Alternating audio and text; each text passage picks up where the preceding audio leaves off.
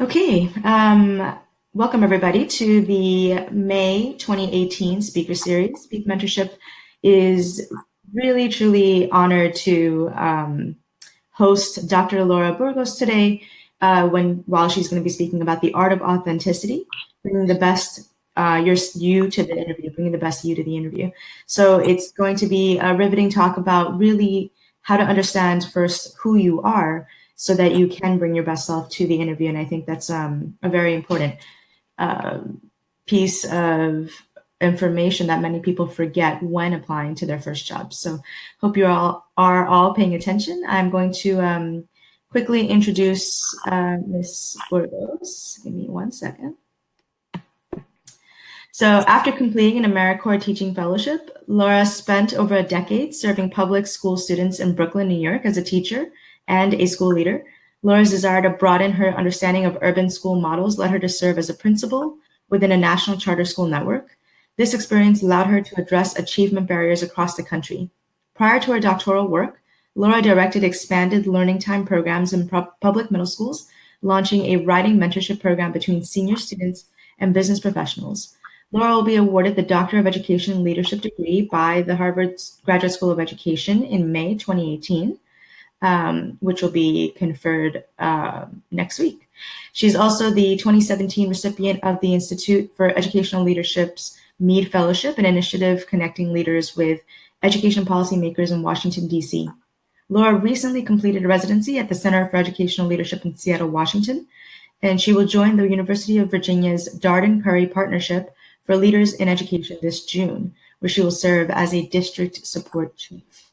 So again, just a broad and amazing experience that you have, Dr. Burgos. So we're excited to have you on board, and please take it away. All right. Thank you, Ethel. Thank you for this warm introduction. Also, thank you for welcoming me into this work. I'm certainly honored to be spending time with you today to share my journey with all of our listeners and our future leaders. I'm hoping to leave you with some ideas to consider as you continue towards your own future academic and career goals. I'll begin today with where I am now, and then I'll work backwards a bit to show you how I arrived at this point in my career. I'd like to spend most of our time together sharing the lessons I've learned and some important considerations for pursuing your next role, whether that be entering the academic space or considering career options. Okay, so as Ethel mentioned, I am just completing the Doctor of Education and Leadership program at the Harvard Graduate School of Education. I've spent, prior to entering the program, I spent the past 15 years in multiple education leadership roles, beginning as a teacher in Brooklyn, New York, teaching 2nd and 5th grade in New York City public schools, and eventually serving as a principal and later on as a director of nonprofit programs. Coming this June, I'll be joining the University of Virginia, where I'll go from leading schools, developing leaders, leading systems, to actually working with district leaders and teams across the country. So I want to start with my most recent work. So I've spent the last 10 months completing what we refer to in my program as a residency. So the program, the EDL Do Program, again, which stands for Doctor of Education Leadership, is a 3-year program. So I spent the first 2 years completing coursework and working very closely with other colleagues, not only within the education space, but across sector. I've had an amazing opportunity to complete projects everywhere from the Georgia State Department of Education, where I focused on charter school accountability, to working in DC with education policy. But the last 10 months have been very unique because I actually spent time in Seattle, Washington at the Center for Educational Leadership, which is a nonprofit housed within a university. It's housed within the University of Washington. And my residency required three pieces. One, it required a strategic project. So I was entering this organization who was seeking to answer a particular question. And in this case, the question they were seeking to answer was, how can we better support principals and superintendents around the country? So my 10 months have really been spent on understanding what that means, spending time with different districts and spending time within the organization to better understand how we work. The second part of the residency was a written project, a written product, which is called the capstone. It's different from a dissertation, which focuses heavily on research. The capstone does incorporate some research, but it basically focuses on the project. What is it that I learned? What happened? Why did it happen? How did I even approach answering, this question? What did I learn about myself as a leader? And what does this mean for the future, for my future, for the future organization, and for the future of the larger education sector? And then the third part of this residency, which overlapped with the first two, was serving as a leader in residence. So here I am coming into an organization as a new team member, but also playing a significant leadership role. And all within a 10-month period. So certainly time sensitive, time bound. This really forced me to learn quickly, to build relationships quickly, and to ask the right questions, as I navigated the landscape. And I was also in a new city, so a city that I was not familiar with. So that is where building relationships became very important, and that's one of the lessons I really want to hone in later on as I share some considerations with you. But I will say, before any of this, and what I want to do now is kind of work backwards. So I just completed my residency, getting ready for my next role, but how did this all begin? So life for me began in Staten Island, New York. I was born to two parents, Puerto Rican descent. I was born and raised in a New York City public housing development. And it's actually there where I learned some of my very early lessons in leadership. And I think two things struck me from my childhood. First, I was certainly a student who grew up in poverty, attending public schools, very resourceful young lady. And there was, certain people who came into my life who certainly shaped my understanding of leadership. And I would say one lesson that I learned early on was that to lead really means to serve others. And I learned that through a community member, a family friend named Lucy, who each year she would rent out the space in the community center, which kind of was built into the neighborhood. And she would rent out this space and she would put together this holiday celebration, and she would invite the entire community. It didn't matter. We would have enough food to feed everyone. We would put on a play. So, sometimes some of us were lucky enough to be some of the actors and actresses in the play. We were able to, I remember spending time working in the kitchen and, making sure that everyone was given a plate of food. We even had some gifts for the younger children. And as I was a young woman kind of watching this community leader put together this joyous festival, I saw a lot of power in that. I saw this one powerful woman kind of orchestrating everything, pulling together all these resources, pulling together volunteers and donations. And I thought, wow, I want to be that. And I think from there, I learned early on that to lead really meant to serve others. It certainly wasn't about power. Influence certainly plays a role, but to me, it really meant to be able to be able to meet unmet needs. So I always carried that lesson with me throughout all my work. The second lesson I think I learned early on was to be very resourceful.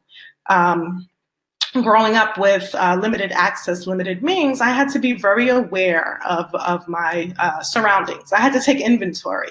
I had to understand, where was there a free breakfast or lunch program at the local school? Where was there a free, summer camp that I could join? So I really had to be mindful of what was around me and what I could access. And I think those were two running themes throughout my trajectory. So my learning journey began there, but of course continued through school. By the time I reached high school, I was unsure about what was next. I had moved around a bit. I had attended 3 high schools, so I was now in my 3rd high school, and college wasn't really in my plans. No one was talking to me about college. I was always a good student, got good grades, but no one was nudging me and saying, "Okay, here's what you have to do to prepare for college." So it wasn't until the summer between my junior and senior year. So I was getting ready to go into the 12th grade. I was nervous. I really didn't know what was coming next. I knew graduation was coming in a few months, and I knew that I really didn't have a plan for what was going to happen after graduation. So then there was an intervention. A local community board member, again, this trends of community leaders. A woman came into my life. She was starting a summer program where she would take a group of high school students to a local university to stay for 1 week.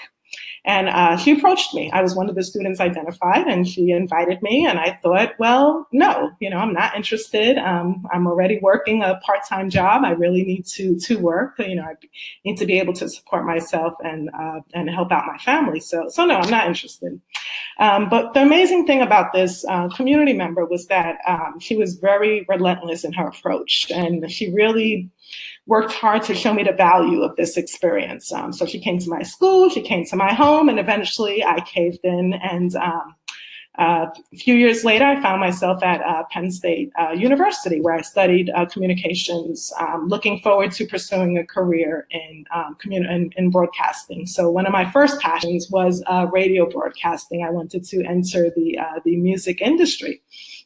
However, when I finished my studies at Penn State University, again, keeping my early leadership lessons in mind, this thought of being able to serve and thinking about some of these strong women who had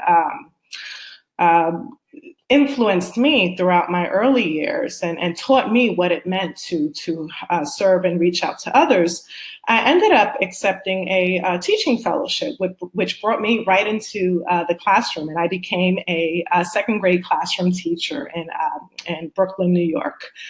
So if you look at the screen, you'll notice that my journey starts on the lower left as a teacher. I spent my first 7 years teaching, just an amazing experience. I think you learn so much about yourself, working with others, working with families, working with other educators. It certainly strengthens your understanding of how to serve others and meet multiple needs. That experience led me to becoming a school leader. Before I knew it, I was an assistant principal, and a few years later, I was leading my own school as a principal within a national charter school network. So now I had gone from New York City to doing some work in other parts of the country, including the South, places like Louisiana, as well as the Midwest in Michigan.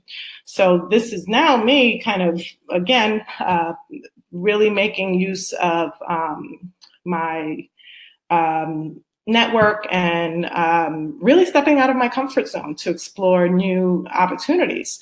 From there, I went from leading a school to then leading a program. So I eventually returned to New York City as a director, where I focused on expanded learning time and expanding the learning day for middle schools around New York City.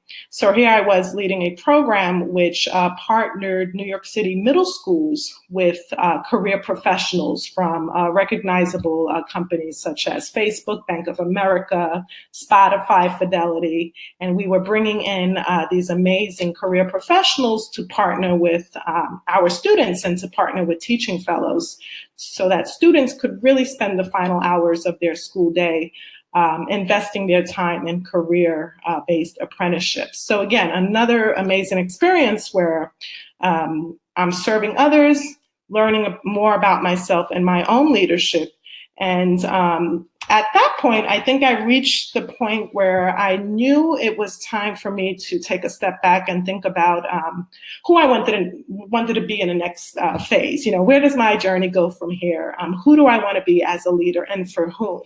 And that's when I took a step back and decided to pursue doctoral studies. And I joined the program at the Harvard Graduate School of Education. So what's next for me is continuing to develop leaders and develop systems. But I think what's more important than any of these roles or titles is my what I took away from these experiences, and that's what I'd like to share with you today. And then I'd like to kind of hone in on some tips for considering how to make your own decisions as you begin interviewing and pursuing academic goals and career paths. So first and foremost, I think something that has been one of my big pillars of learning is the importance of grounding everything I do in my values. It's important to be very honest with yourself. What do you believe in? What matters to you? And is that job or opportunity or internship that you're pursuing aligned with that? I certainly can look back and say, wow, every role or every title, every team I worked with was connected to my desire to serve others. And I want to make sure that as I continue making decisions, that is always the case, that I'm not compromising, trying to do the best for others in new, innovative ways. The second pillar I would say is, again, pursuing what you are most passionate about. We have many passions. I have many passions. I enjoy teaching. I enjoy traveling. I still enjoy music. I still dabble in audio production. And I think it's important to, share that with others. I was in a meeting yesterday at the university, and I was talking about some of my recent audio productions and how we can connect as colleagues in creative ways, bringing in some of our hobbies and interests. I think that strengthens relationships, and it brings an element of your true self to the work, which is extremely important because it makes you very relatable. The third pillar I would say is, how you achieve your mission is likely to change over time. And I think you may have seen that in my story. I began as a teacher serving students. Years later, I became a leader serving adults who would serve students. So my mission, to provide opportunities for others to achieve equitable outcomes for all students remained the same. I was just finding different ways in which to achieve it as I evolved as a leader and as a person and as a professional. Next, focusing what you want to learn through each experience.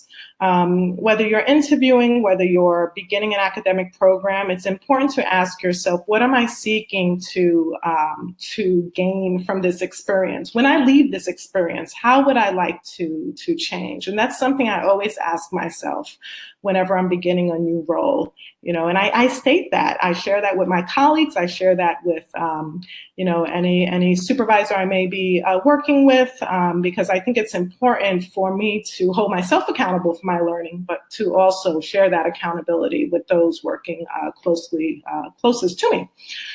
Finally, and this is so important, no matter where you are in your career, building, nurturing, and sustaining relationships. Many of the doors that have been opened for me have been through my network. Even when I was going from being a teacher to being an assistant principal, it was a colleague who came to me and said, you know what, there's an amazing program that you should think about for teachers who are seeking to become school leaders. Let me give you more information. Let me tell you who you need to speak to. And I think, making sure that I develop and cater to relationships over time is extremely helpful in the information exchange and being aware of opportunities in the sector and great experiences that are out there, being in the know and really being relevant. So investing very intentionally in relationships, not just calling someone when you have a question or you need something, but but making sure that you are also sharing and offering and maintaining relationships that are reciprocal in nature. So, the interview.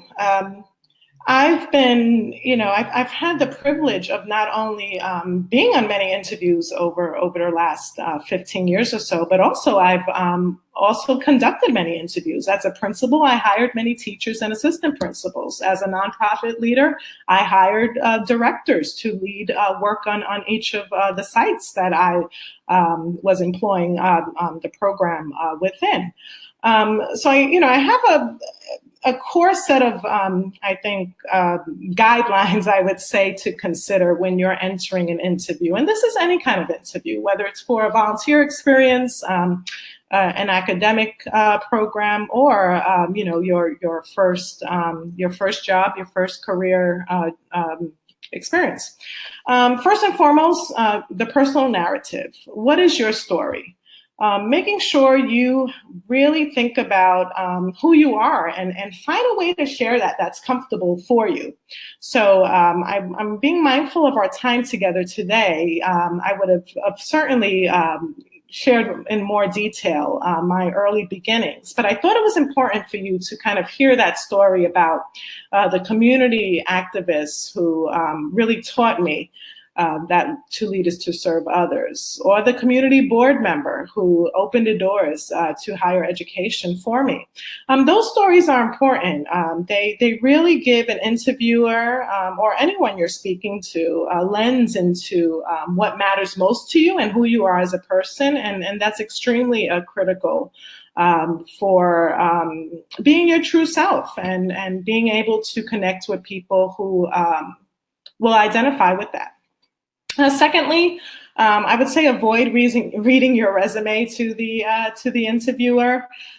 When someone is, as you begin to build your resume, it will become very clear what you've done, where you've been, what accomplishments you've achieved.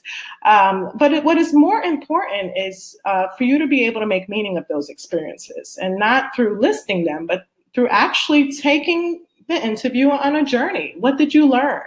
What didn't go well? How did you bounce back after a misstep? So I think all those elements are important. I think the third bullet refers to your trajectory. So really being able to talk about how you've grown, how you've changed, how you've evolved. I think it's extremely important to be able to talk about not just your successes, but also your failures and setbacks. What types of adversity have you had to overcome? Being able to speak about how you overcame adversity really gives a lens into your resilience and your character, and that's extremely important for any hiring manager or any colleague who's going to be working closely with you. Finally, what matters to you? And I think, that goes back to the personal narrative. What life experiences have shaped what you care about? And, as I think back to my childhood, working in that community center, working in a kitchen where I'm creating, building plates of food, making sure everyone in the community eats, and how important that was to me. And how difficult it was to manage resources. I think, telling that narrative lets someone know what I really care about and why. What were those early experiences that have shaped me into becoming the person I am. And it's important for you to think about, what are those milestones, within your early lives, within your young lives, that have really shaped who you are and what you care about. Finally, the power of connecting. I know I've mentioned this before, and I wanted to maybe give a little bit more detail.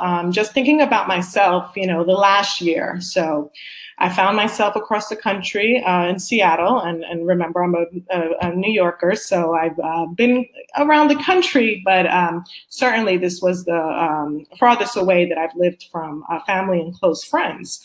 So I had 10 months, in this city working on a project, but I also had to make sure I remained connected to my larger network, while also investing in my own learning. So I think one thing that I tried to be very intentional about this year was attending conferences that filled in some gaps in my learning. I've been very interested in the relationship between the technology sector and the education sector and new ways of partnering. So this past year, I made sure I attended a large technology conference and spoke to experts in the field. So I made sure I built out my yearly schedule where I was able to do that. Online professional networking and information gathering. I'm very careful about how I stay connected. So, tools like LinkedIn, many universities offer a number of courses online, or also organizations that aren't universities, nonprofit organizations offer online workshops. So making sure I'm able to, think about, well, what is it that I want to learn that I don't know, and where can I get this information, and who may be able to connect me to it? Always asking myself that so that I can continue to grow and be better and be more aware. Something that has been critical to my work this past year, actually these past few years, has been peer coaching.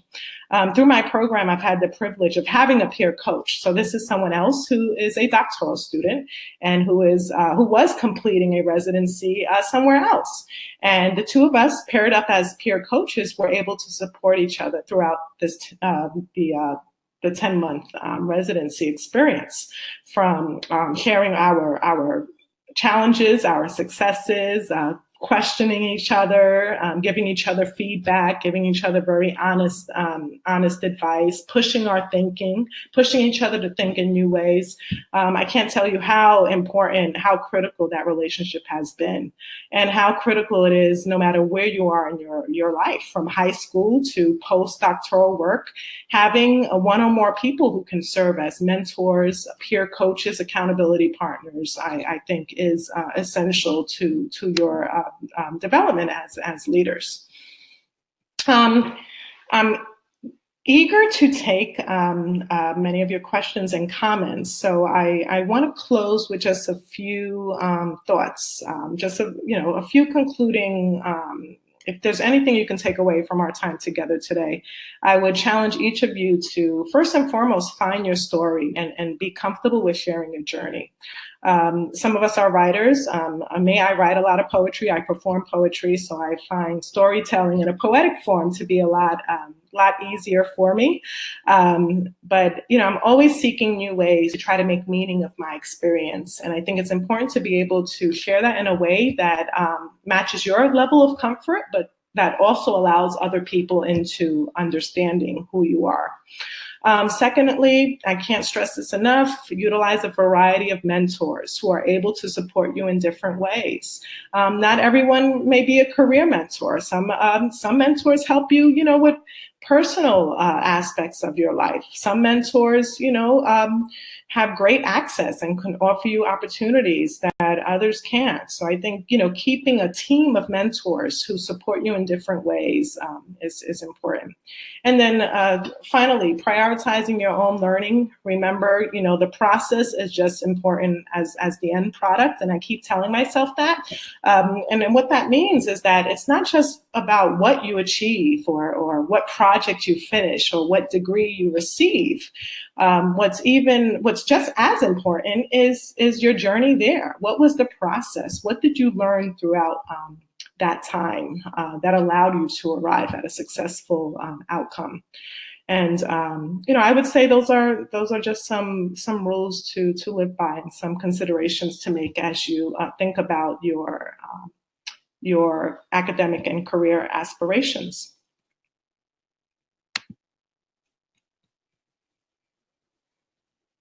I'll leave my contact information up here. I know we're going to continue to engage, but even after the question and answer session, I invite any of you to connect with me via email or LinkedIn if you have any questions or anything, any way in which I could support you Thank you.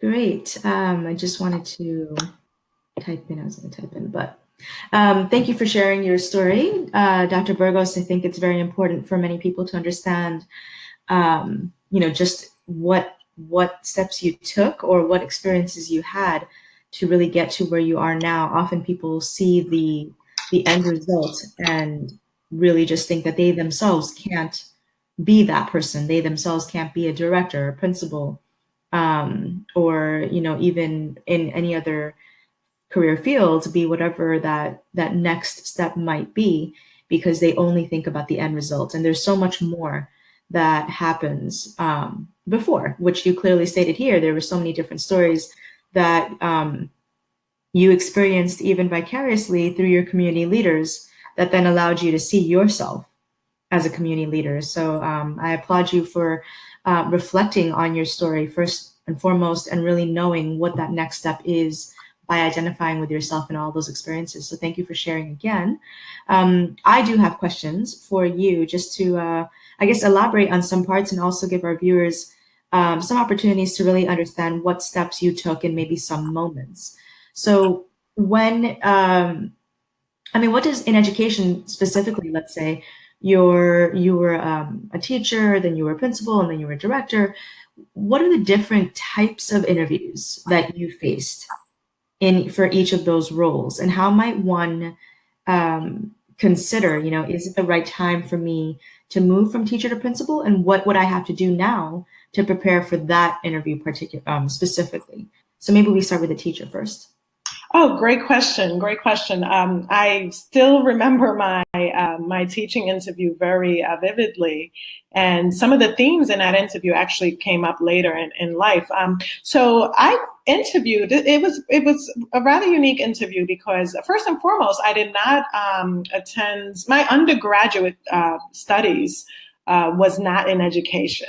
So I was coming in through a alternative teacher certification program, which was a teaching fellowship. So it was a multi-hour interview. So I was told to be prepared to spend at least 4 or 5 hours doing a number of tasks. I was told to prepare a 5-minute lesson on anything I'd like, and just specify the content, whether it would be literacy or math. So I came in, not knowing a whole lot, but knowing it was going to be a tough day because I would be asked to engage with others. I would be asked to participate in a discussion group, and this being probably one of my first interviews out of college, I really didn't know what to expect. So what the interview entailed was first a one-on-one interview with an educator. Can't remember if the person was a principal or superintendent, but I remember spending at least half an hour, maybe more, with this person who asked me tough questions about, why I wanted to teach. Did I believe all students could achieve? There were many scenario-based questions. So let's say you're a teacher and this happens in your classroom. How would you respond? If you're meeting with a parent and a parent surfaces this concern, what would you do? So there were a lot of kind of quick thinking questions. And again, that was a perfect opportunity for me to connect to my values. How can I really be myself in this interview? Because this was intense. This was with a career educator who had seen all of these scenarios and really wanted to know how I would respond in a moment. So that was one part of the interview. Another part was the discussion group where I was seated at a long round table, a large table with about 8 other candidates, and we were given a scenario to discuss amongst ourselves, while a number of evaluators stood around us and would, take notes on how we responded. So that was the most challenging part of the interview for me, because I had to share this space with 7 other people who were also seeking to enter this fellowship.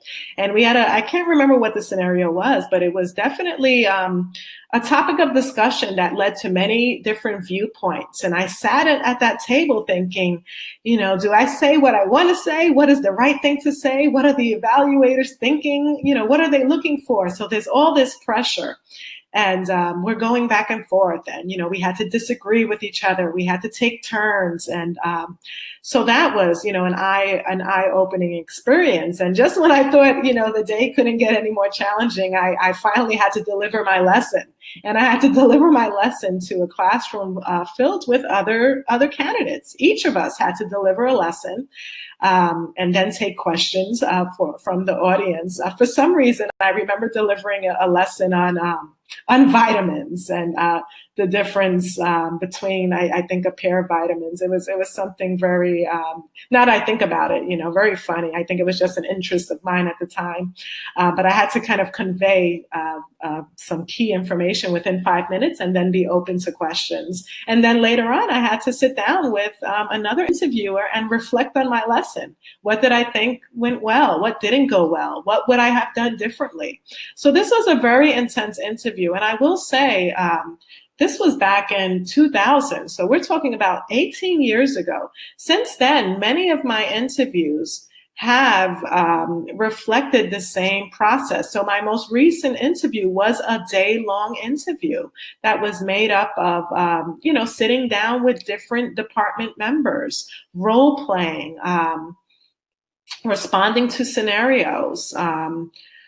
So yeah, I would say, when I think back on some of what I shared earlier today, being grounded in who you are makes these interviews a lot easier because when you know what matters most to you, you're able to give very candid, truthful answers and avoid trying to fill your responses with rhetoric or jargon that you think will impress others.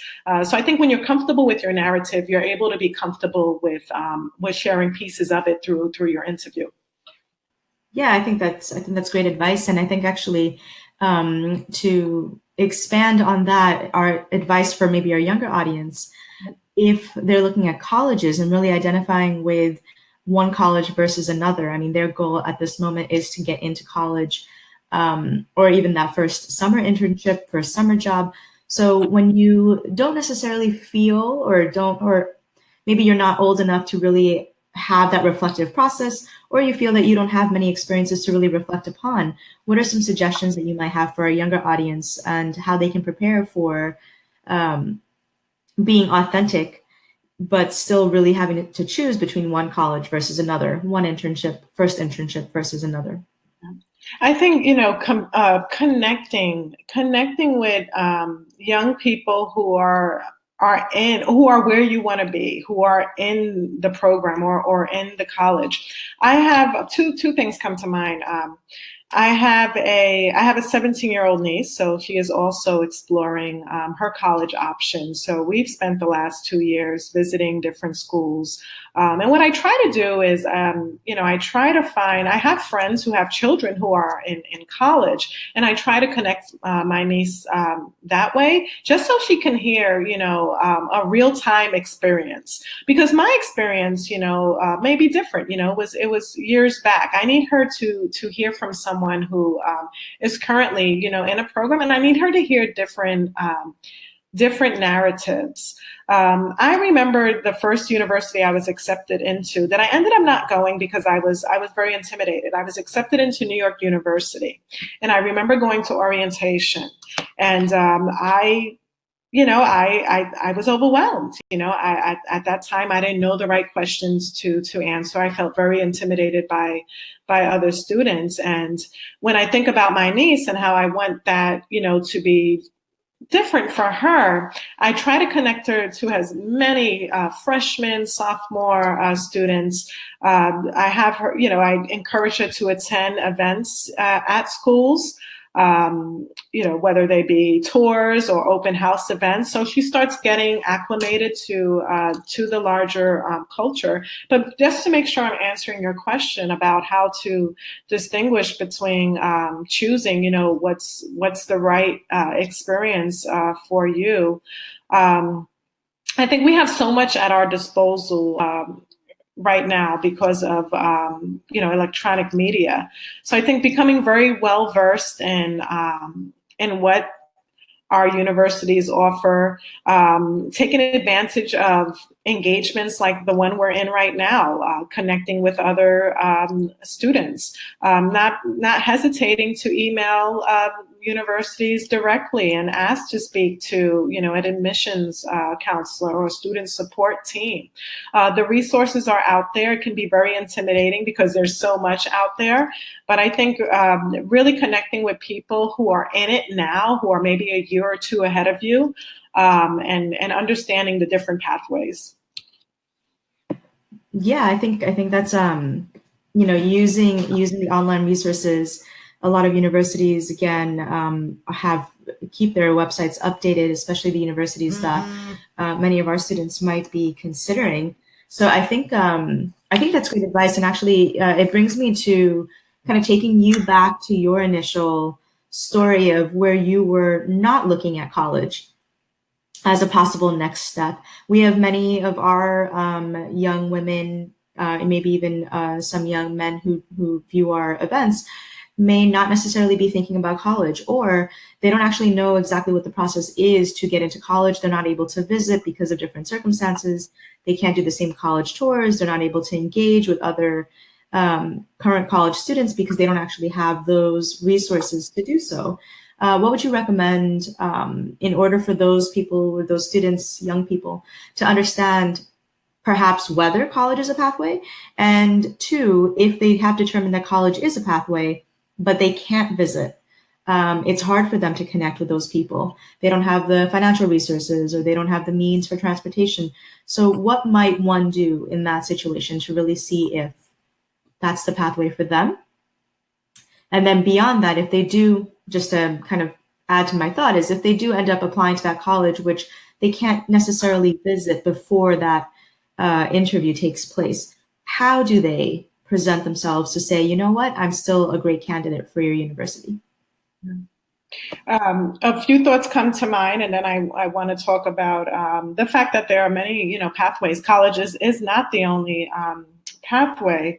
Something I've noticed, only because I've been looking at many schools in consideration of my niece and what she may want to do next, is that many schools now offer virtual tours, where, if you cannot get to campus, you can actually watch a virtual tour online. And it certainly, is not the same as being able to engage with students on site. But I think it is one tool to make use of. And I think because so many universities have this option, those who don't, I think there's an opportunity to challenge.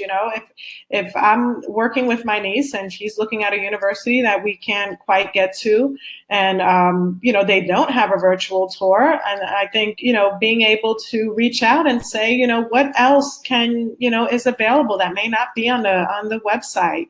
Are there any narratives or case studies of students that I can look at? Social media networks can be very powerful. Many schools, the students who attend those schools, have their own pages, their own networks. I don't know a whole lot about how that works, but I know it seems to be very, very common. And that's also some advice, I've given my niece. Try to follow many of these schools on different social media platforms, and specifically the programs you may be considering. I do think it's important to consider that college is one of many options, and I know that we adults often promote this notion that everyone has to go to college. You have to, and I think that puts a lot of pressure on students who may not be aware that they have many different options, whether this be a career in technical education. There are students who are in high school right now gaining certification to do a very particular type of work. Let's say recording engineering, or more technical skills, and that's okay. College is one pathway, and I think it's important to again go back to what am I passionate about. What am I interested in? What am I curious about? And what are all the different types of education that may help me pursue that? Is it a 4-year degree? Is it a training program? Is it an internship? Is it a 2-year certificate? So I think, really connecting what it is that you are most passionate and curious about, and knowing the many ways that you can approach it, and not feeling that there is just one pathway, because there is always more than one. Yeah, I think often, even especially now, students need to realize that the path that maybe was kind of the best path forward maybe a generation or two ago is not necessarily the case today, especially given the kinds of jobs for the 21st century that we're looking to fill. So I think that's great advice. We do need to have more students consider what's right for them versus what's expected of them by others. So again, that brings us back to understanding who you are and your authentic self, so that whatever pathway you decide to take, you can claim it as your own. And I think that's something that we would love our students to understand, especially considering that many of our students will probably head to a 2-year college or alternative pathways, and that's their path, and that's also just as very much needed as students who've maybe gone the traditional route of a 4-year college. And then to kind of, reflective practices this is something that we would hope our young people do so that they can understand their best path forward. But in any case, if you're not doing it, of course, and even if you are doing it, intimidation is going to occur. And you mentioned the intimidation that you felt. So in an interview, let's say you are dealing with somebody, let's say we're even talking about a high school student or someone just entering university, speaking to a teacher or a professor, and you've been that teacher or principal. So you've dealt with students as well. How can a student, considering your role as a principal, or is there a story where a student has come to you and, there might have been a level of intimidation when speaking directly with you, but she or he was able to still convey their case or address their concerns or whatever it may be? So how do students get over those intimidations about those different kind of power structures associated with certain titles like principal, teacher, interviewer? Great question. It's probably a lot easier for me to answer it as advising a principal versus, advising a student. Because the first thing I want to say, are some tips that a principal can take to make a more welcoming environment. But I think, for a student, your ability to advocate for yourself develops over time. I didn't have it immediately in high school. It took me years. I was a bit quiet, reserved. I was more of an introvert and observer. So, any interaction with adult authority was very intimidating to me. But when I think back on those relationships, the best relationships that I had with teachers and administrators, it was those relationships that transcended the classroom. So getting involved in, after school activities, weekend activities, where I was able to engage with those adults in a different way. I think right now, we're in a time where student advocacy looks a lot different than it did 10, 20 years ago. And we're in a beautiful moment where students have so much at their disposal that they are speaking up, speaking out. They are, building alliances. And I think it starts there. Students within a high school, within a school, within a program, to really build an alliance amongst themselves. It becomes a lot easier to approach a principal with a concern. If you have a team of 3 with you and you all have met and thought about your needs and thought about how you'd like to articulate this to your principal or teacher. So I think, first and foremost, building alliances, I think sometimes it's okay to name, that it's okay to name how you're feeling. It's okay to sit down with an administrator or a teacher and say, you know what, I really want to talk to you about this, but because of X, Y, or Z, or because of this statement you made, I'm uncomfortable, and I'd love to work with you in finding a better way to communicate. I definitely think students have a lot more power than they think, and they have a lot more tools at their disposal. And I think if they just connect with each other, they can get a lot done. We're seeing it on social media. Students begin to share videos of what's happening in their schools and classrooms, and really speaking up and against injustice, and holding folks accountable. So I think the student voice, student advocacy really rests in a student's ability to build alliances with one another. Yeah, I mean, of course, we're seeing so much of that right now. I mean, it's terrible, even what happened yesterday in Texas again. And I think, unfortunately, what's happening is that a lot of these experiences are happening to the students, which then are causing them to develop the agency, really, instead of, as we mentioned, going through that reflective practice and really trying to understand what we're about. This is the tables have turned a bit in that things are happening to young people, and they're forced to grow up a lot quicker than maybe we had to. So given that, I think sometimes it can also, if you're thinking about if we focus specifically on our immigrant girl who's a new immigrant to the country and is struggling with English, or is struggling to really understand where she can bring a more powerful voice to that university, and then really represent herself to that interviewer of why she needs to be given perhaps not just the admissions, but also the scholarship. I think we forget sometimes that there are cultural differences between how we're raised in the home and then what's expected from a college admissions advisor or someone who's giving you your first job. And so if there's anything that you want to speak to about the cultural differences and how one might navigate, you don't have to push one aside in order to claim the other. I think you can be both. And, is it possible to be both? I mean, this is a big question, but is it possible to be both in one moment? Or is it something that perhaps some students look at, assuming more of a quote unquote American cultural identity in that moment when they're interviewing, and then reverting back to whatever they feel comfortable with, especially if they're a new immigrant? Great question.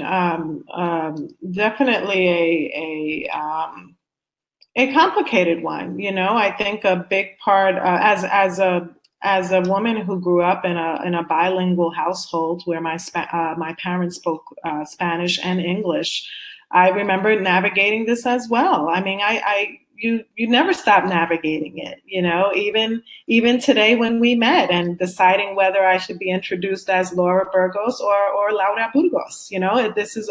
This is always this internal identity, because we want to be our authentic selves. I want to be comfortable. I don't want to have to fit into a box that you've designed for me. I want to have the option to decide if I want to step in that box, step out of that box.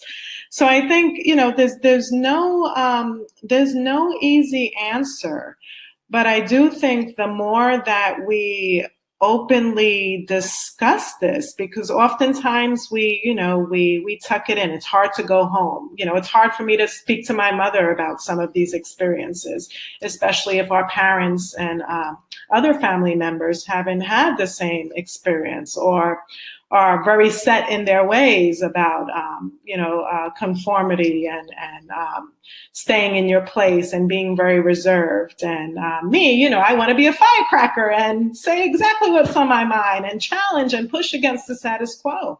So I think, the more we connect across cultures, because we have to understand that, there's not one single narrative even within our culture. So as a woman who identifies as Puerto Rican, there's not one narrative for a Puerto Rican female. So our narratives are different, whether we're third generation growing up in New York as I have, or if we're, first generation recently arriving from the island. We all have very different narratives, and I think it's important to foster this dialogue amongst ourselves, across generations, but also across cultures. Because when we think about, the immigrant experience in the United States is very complex. There is more than just one narrative, and oftentimes in the media and in many of the news articles we read, there's this singular narrative created, and I think the more that we're able to challenge, that notion, and to really discuss our true experience, even if it doesn't mirror that of our neighbors or of our parents, the more kind of input we give into rethinking this false notion of a singular narrative. Yeah, I think just understanding, and again, just realizing that you have your own, or you are your own authentic identity, and presenting that is going to be the best way forward, and whatever path you choose. So even if things are happening to you, which is unfortunately the case for many of our young people today, I think that there's still, it's still important to, and then kind of presenting our next speaker in the process, to really understand yourself through emotional intelligence, and why you need emotional intelligence to succeed. So again, just this next event in June is going to further the conversation that we had today with Dr. Burgos. So we do hope that you can join us as we will host Ms. Hiba Sharif on June 23rd. She's the Vice President of IT at Opportune. And again, the importance of emotional intelligence, and how, I guess, in today's context, it seems even more relevant, given what's happening to young people around the world, really. So any final thoughts or advice to everyone that will see your event from around the world? Sure. I think I just want to leave you with be bold and take risks. And many of the challenges we're grappling with now, if we don't keep pushing and keep being outspoken and keep making ourselves uncomfortable, then those women who come after us 10, 20, 30 years will still be having the same conversations. So be bold, be brave, and be authentic. Fantastic advice. Thank you so much again, Dr. Burgos. That was a fantastic event, and thank you for doing the work that you continue to do every day for students and students everywhere. And thank you. It's been a great pleasure to be a part of this, and I look forward to connecting with some of our listeners through email and social media. Thank you. Yes. So again, here is the email and LinkedIn. So please do connect. All of our speakers are so kind that they always do share their contact information. So this just kind of speaks to your heart. So we appreciate you wanting to connect with people here. Again, fantastic. Thank you so much. Thank you.